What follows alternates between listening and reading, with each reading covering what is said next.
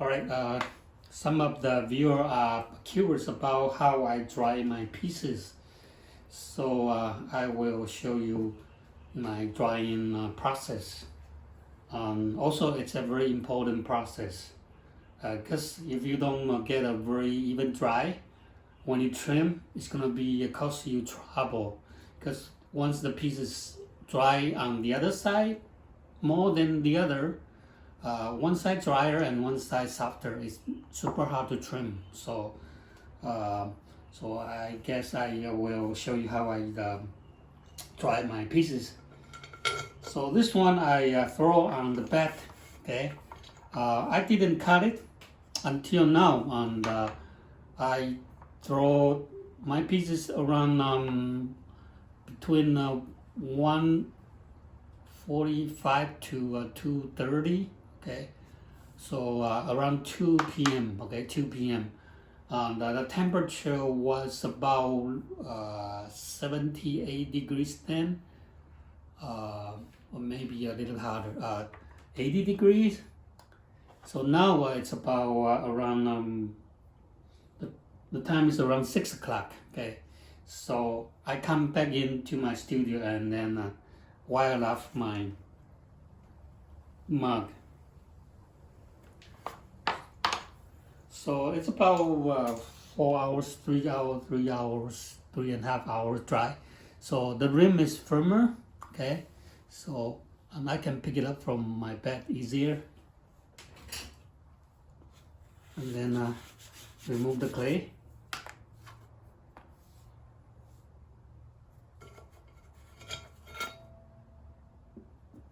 Turn my mug upside down. Once I find out the rim is firm enough, so I turn it upside down so dry on the bottom up. Okay, because usually the bottom you have a more clay, so it takes longer time to dry. So once I find out all of them are firm enough, I turn it upside down. So that's the mug. And also here I throw my pieces and dry it on, put it on my dry wall. Okay, this is the board that is made from the drywall. The rim is firm, so I am pick it up and turn it upside down. Maybe I'm not going to dry it on the drywall because the drywall absorbs water. So what I do is I have a wooden bowl. Okay, this is my wooden bowl, and then wrap with a plastic bag. Okay, plastic bag. So actually I am going to dry my piece on the plastic bag because the bowl covered with plastic bag, because that is not absorbing water. Also, plastic bag help the rim to shrink more evenly. Okay, so upside down here, and then put it right here on the lid of my teapot here. On the spout.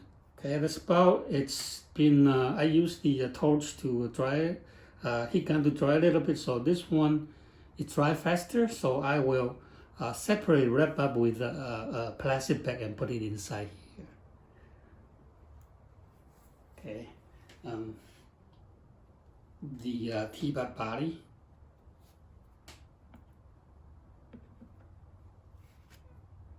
All right, turn it upside down and let it dry here for now. Okay, for now. And later on, maybe by 11 p.m. Okay, before I go to bed, I will return to my studio and then cover. Okay, I don't want to dry overnight without something to protect it, because even it's in my studio, the wind is still blowing from one direction.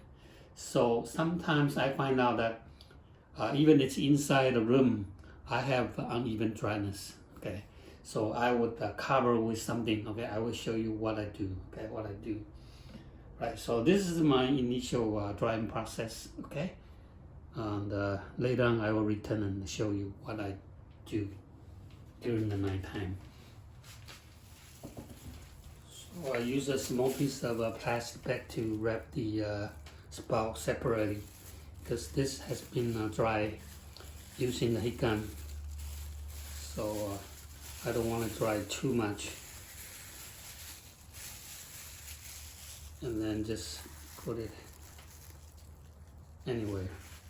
Anywhere. Alright, I told you that I will come back and cover my pottery during the nighttime before I go to bed. I don't want to expose to just open air, because even it's indoors, inside my studio, there's still a gap from the door or the window, so still there's a breeze from one direction, and if you don't take care of it, sometimes you find out one side is much drier than the other side. So I like to protect that from happening. So what I do is I come back. This has been drying for 5 hours. 6 o'clock now. It's 11. Okay, the time is almost 11. Actually 11:10 already. So I come back and then maybe I give the pot a turn, because it's been drying one side. So I will turn it, and then this one. And this is the spout in the plastic bag already. So it will dry slower. And this one I turn it. And this is the T-bowl. Okay. Alright. So then I will cover with plastic bag.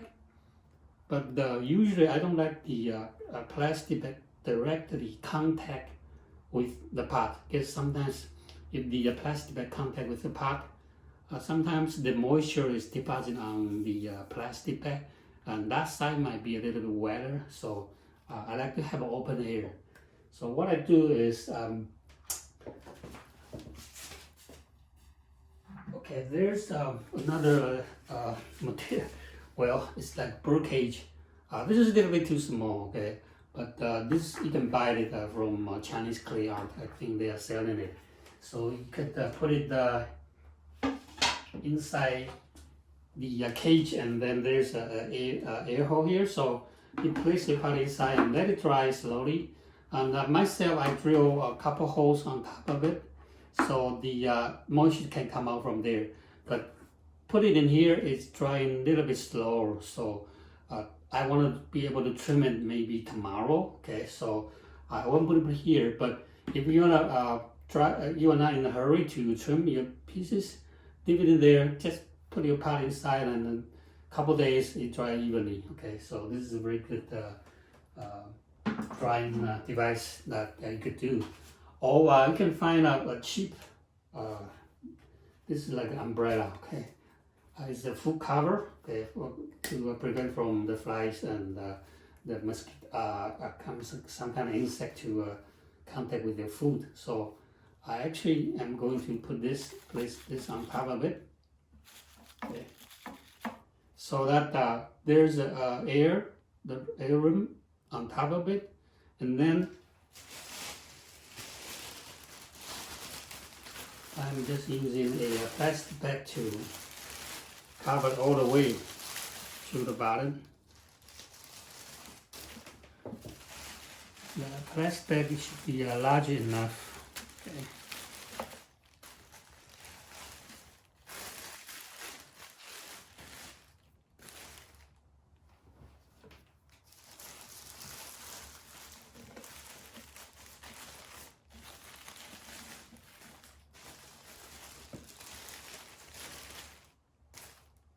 Right, so that plastic bag is not directly contact with the pot, and I still keep my pots a breathing room, so the air inside is going to circulate evenly, and tomorrow I should be able to trim it. Okay, so that's my setup. And I just use the scissors to cut cut a hole on the plastic bag. So the top is open, okay? The top is open. I just want the side blowing, the wind blowing from the side, but the top just let the moisture come out. Okay, so that's my setup. I don't know if that is an idea for you. You could get it. Get this piece. The little cover for the food. I think they're selling somewhere in Amazon or somewhere. You could do that. All right, and tomorrow we will see. Okay.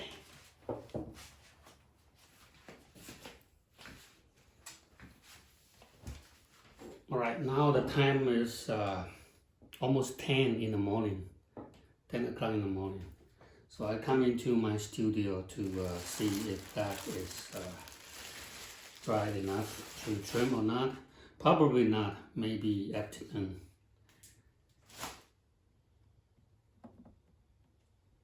Yeah, it's a little bit firmer, but still I feel a little bit damp. So I will wait till this afternoon. And you can see that this ball here, you see, I don't know if you can see from the camera. The plastic bag is getting, because the rim of the pot is shrinking. So you see that there's a little wrinkle here. So what I mean is that by placing my piece on the plastic bag, when it shrinks more evenly because the corner or the rim is not catch anything. So it shrink more evenly. And I'm coming here to kind of separate them and maybe turn it, okay, turn it in one direction so it will dry more evenly. And by this afternoon, I should be able to trim them.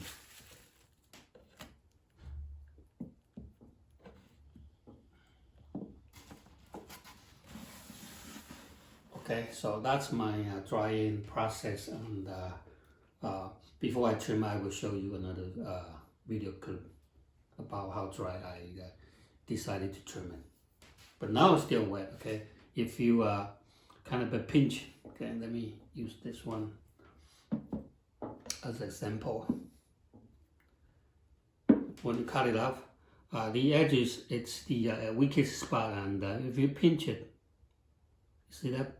When I pinch it, I can still make a dent, meaning this is still wet, okay? Not quite ready to trim yet, so I'll wait, okay? I will be patient and wait till the right time to trim it. So the time now is 12:20, almost 12:20. So I am coming back to my studio and check it out. The teapot still tiny little bit soft, so I will wait a little bit more. And also the lid is also kind of wet too, so I will wait maybe a bit later in the afternoon to trim it. But the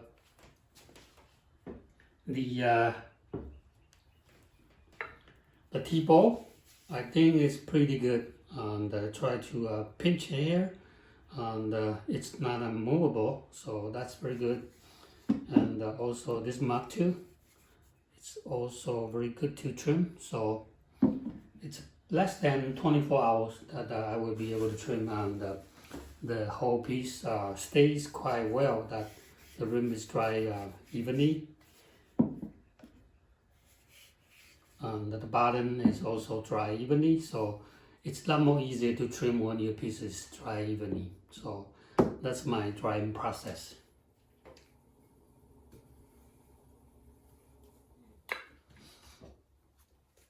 And I made this yesterday around 2 p.m. and today it's about 12:40. So not quite 24 hours. I could trim it in the summertime. You basically could trim it on the next day.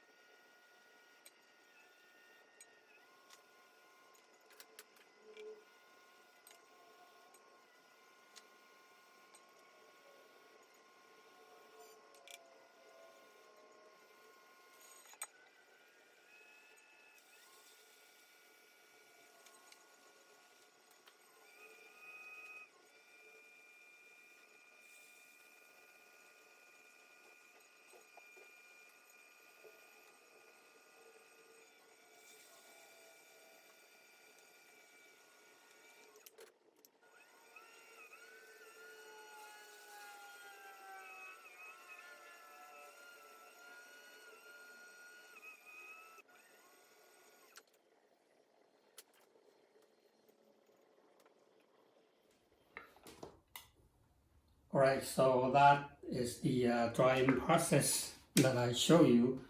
I made all the pieces yesterday around 2 p.m.